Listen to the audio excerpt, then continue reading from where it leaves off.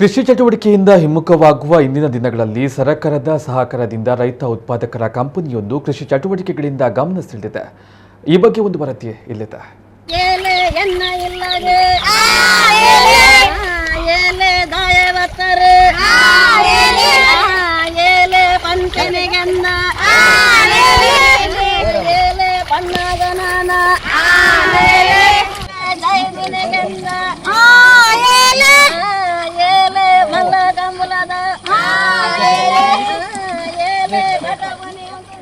ಕರಾವಳಿಯಲ್ಲಿ ಹಲವಾರು ರೈತ ಉತ್ಪಾದಕರ ಸಂಸ್ಥೆ ಇದ್ದು, ಬಜಪೆ ಸಮೀಪದ ಎಕ್ಕರು ಸಿರಿಕುರಲ ರೈತ ಉತ್ಪಾದಕರ ಕಂಪನಿ ಭತ್ತದ ಕೃಷಿಯಲ್ಲಿ ರಾಜ್ಯದ ಏಕೈಕ ನೋಂದಾಯಿತ ಕಂಪನಿಯಾಗಿದೆ. 2020ರಲ್ಲಿ ಪ್ರಾರಂಭವಾದಂತಹ ಸಂಸ್ಥೆ ಇದೀಗ ಸುಮಾರು 500 ಮಂದಿ ಸದಸ್ಯರು ಇದ್ದು, ಸರ್ಕಾರದಿಂದ 8 ಲಕ್ಷ ಸಹಾಯಧನದೊಂದಿಗೆ ಗದ್ದೆ ಉಳುಮೆಗಾಗಿ ಟ್ರ್ಯಾಕ್ಟರ್ ಅನ್ನ ಖರೀದಿ ಮಾಡಿದೆ. ರೈತರ ಗದ್ದೆ ಉಳುಮೆಯನ್ನ ರಿಯಾಯಿತಿ ದರದಲ್ಲಿ ಮಾಡಲಾಗ್ತಾ ಇದ್ದು, ಇದರಿಂದ ರೈತರಿಗೆ ಸಾಕಷ್ಟು ಲಾಭವಾಗಿದೆ. ಪ್ರತಿ ವರ್ಷ ಹಲವು ಎಕರೆ ಹಡಿಲು ಭೂಮಿ ಕೃಷಿ ನಡೀತಾ ಇದ್ದು, ಈ ಬಾರಿಯೂ ಎನ್ನೆಲು ಬೆಳೆಗೆ ಸುಮಾರು 12 ಎಕರೆ ಹಡಿಲು ಕೃಷಿ ಭೂಮಿಯನ್ನ ನಾಟಿ ಮಾಡಲಾಗಿದೆ. ಎಕ್ಕರು ಸುತ್ತಮುತ್ತ ಮಾತ್ರವಲ್ಲದೆ ಕಳೆದ ಬಾರಿ ಸುರತ್ಕಲ್ ಸಮೀಪದ ಮಧ್ಯ ಗ್ರಾಮದಲ್ಲಿಯೂ ಹಡಿಲು ಭೂಮಿ ಕೃಷಿ ಮಾಡಿ ಯಶಸ್ವಿಯಾಗಿದೆ. ಈ ಬಾರಿ ಎನ್ನೆಲು ಬೆಳೆಗೆ ಬಡಗ ಎಕ್ಕರು ಗ್ರಾಮದಲ್ಲಿ ಸುಮಾರು 12 ಎಕರೆ ಭತ್ತದ ನಾಟಿ ಮಾಡಿದ್ದು ಮಾತ್ರವಲ್ಲದೆ ಸಂಸ್ಥೆಯ ಸದಸ್ಯರು ಕೂಡ ತಮ್ಮ ಮನೆಯ ಸುಮಾರು 200 ಎಕರೆ ಕೃಷಿಯನ್ನ ಮಾಡಿದ್ದಾರೆ.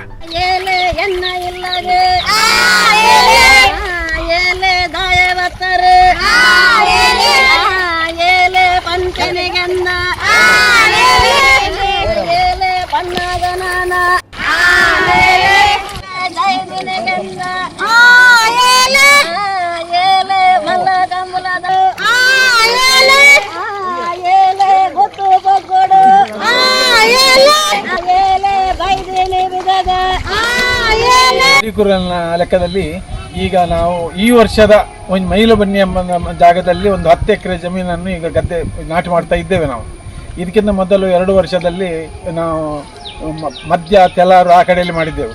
ಅದು ಕೊಳಕೆ ಬೆಳೆಯಲ್ಲಿ ಮಾಡೋದು, ಇದು ಎನೆಲ್ ಬೆಳೆ ಈ ವರ್ಷ ಫಸ್ಟಿಗೆ ಮಾಡೋದು. ಇದು ನಾವು ಈಗ ಎಲ್ಲಿ ಪಡೀಲು ಭೂಮಿ ಉಂಟಾ ಅದನ್ನೆಲ್ಲ ಹುಡುಕಿಕೊಂಡು ಹೋಗಿ ಅವರಲ್ಲಿ ಮಾತಾಡಿ ನಾವು ಇದನ್ನು ಮಾಡ್ತಾ ಬರುವುದು. ಹಾಗೆ ಇಲ್ಲಿ ಮೈಲುಬನ್ನಿಯಲ್ಲಿ ಈ ಪ್ರದೀಪ್ ಅಣ್ಣನವರದ್ದು ಗದ್ದೆ ಇದು. ಅವರು ಹೇಳಿದ್ದಾರೆ ಇದನ್ನು ಮಾಡಿದ್ರೆ ಕಂಪನಿಯವರಿಗೆ ನಾವು ಮಾಡಿಕೊಡ್ತೇವೆ ಅಂತ ಹೇಳಿದ್ದಾರೆ. ಕಂಪನಿಯವರು ಮಾಡಿ ಅಂತ ಹೇಳಿದ್ದಾರೆ, ಮಾಡ್ತಾ ಇದ್ದೇವೆ.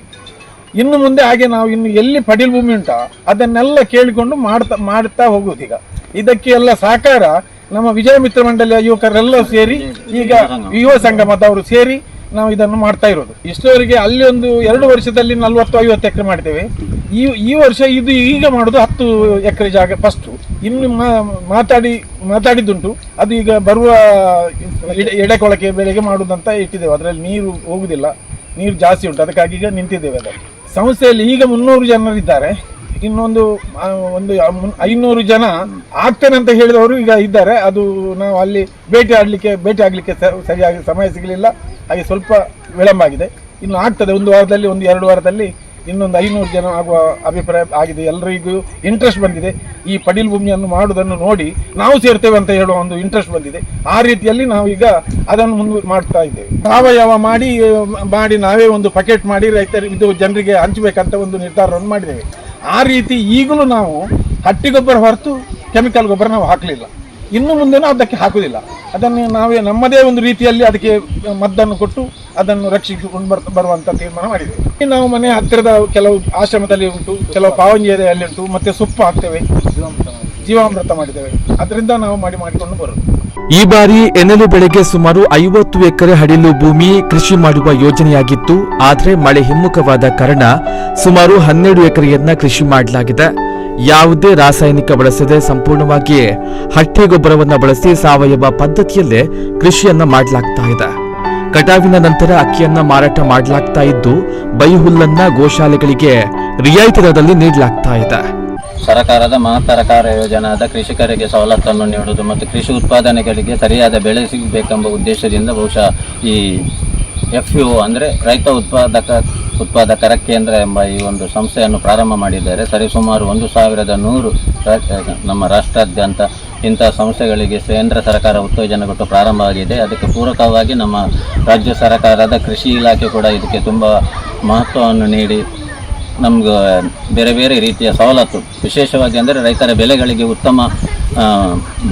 ಉತ್ತಮ ಬೆಳೆ ಸಿಗುವಂಥ ರೀತಿಯಲ್ಲಿ ಇದು ಮಾಡಲಿಕ್ಕೆ ತುಂಬ ಪೂರಕ. ಒಂದು ಉತ್ಪಾದನಾ ಸಂಸ್ಥೆಯಿಂದ ಇನ್ನೊಂದು ಉತ್ಪಾದನೆ ಸಂಸ್ಥೆಯಲ್ಲಿ ಅವರವರ ಉತ್ಪಾದನೆಗಳನ್ನು ಒಂದು ವಿನಿಮಯ ಮಾಡಿಕೊಂಡು ರೈತರಿಗೆ ಒಂದು ಒಳ್ಳೆ ಬೆಳೆ ಸಿಗುವಂಥ ರೀತಿಯಲ್ಲಿ ಈ ಸಂಸ್ಥೆಯನ್ನು ಪ್ರಾರಂಭಿಸಲಾಗಿದೆ. ಸಿರಿಕುರಲ್ ಸಂಸ್ಥೆಯಲ್ಲಿ ರೈತರಿಗೆ ಬೇಕಾದಂಥ RTCಯನ್ನು ತೆಗೆದುಕೊಡುವಂಥ ಒಂದು ವ್ಯವಸ್ಥೆಯನ್ನು ಮಾಡಿದ್ದೇವೆ. ಅಥವಾ ಟರ್ಪಲಿನ್ ಇರ್ಬೋದು, ಬೇರೆ ಬೇರೆ ಅಥವಾ ಕೃಷಿ ಸಲಕರಣೆಗಳಿರ್ಬೋದು, ಇದನ್ನೆಲ್ಲ ನಾವು ತಂದು ಈವಾಗಲೇ ನಮ್ಮಲ್ಲಿ ಮಾರಾಟ ಮಾಡ್ತಾ ಇದ್ದೇವೆ. ಜೊತೆಗೆ ಬೇರೆಯವರಿಂದ ಪಡೆದುಕೊಂಡು ನಮ್ಮ ಅಡಿಕೆ ಹಾಲೆಯ ಬಟ್ಟಲು ಪ್ಲೇಟ್ಗಳನ್ನು ಕೂಡ ನಾವು ತಂದು ಮಾರಾಟ ಮಾಡುವಂಥ ವ್ಯವಸ್ಥೆ. ಯಾಕಂದರೆ ನಮ್ಮ ರೈತರಿಗೆ ಸುಲಭ ರೀತಿಯಲ್ಲಿ ದೊರೆಯಬೇಕು. ರೈತರಿಗೆ ಈ ಒಂದು ಕೃಷಿ ಮಾಡುವುದರಿಂದ ಅವರು ವಂಚಿತರಾಗಬಾರದು. ಕಳೆದ 3 ವರ್ಷದ ಅವಧಿಯಲ್ಲಿ ಸಾವಿರಾರು ಕೃಷಿಕರಿಗೆ ಸಂಸ್ಥೆಯಿಂದ ಅನುಕೂಲವಾಗಿದ್ದು, ಸಂಸ್ಥೆ ಟ್ರ್ಯಾಕ್ಟರ್ ಹೊಂದಿದ್ದು, ಭತ್ತದ ನಾಟಿ ಯಂತ್ರ ಮತ್ತು ಭತ್ತದ ಕಟಾವಿನ ಯಂತ್ರ ಸಂಸ್ಥೆಗೆ ಬೇಕಾಗಿದೆ. ಇದರಿಂದ ರೈತರಿಗೆ ಇನ್ನಷ್ಟು ಅನುಕೂಲವಾಗಲಿದೆ. ಸಂಪೂರ್ಣ ಸಾವಯವ ಕೃಷಿಯಾಗಿದ್ದು, ಮುಂದಿನ ದಿನಗಳಲ್ಲಿ ಸಂಸ್ಥೆಯು ಬ್ರ್ಯಾಂಡ್ನೊಂದಿಗೆ ಅಕ್ಕಿಯನ್ನ ಬಿಡುಗಡೆ ಮಾಡುವ ಯೋಚನೆ ಇದೆ. ನಿಶಾಂತ್ ಶೆಟ್ಟಿ, ಕಿಲೆಂಜೂರು, ನಮ್ಮ ಕುಡ್ಲ ನ್ಯೂಸ್ 24/7 ಮುಲ್ಕಿ.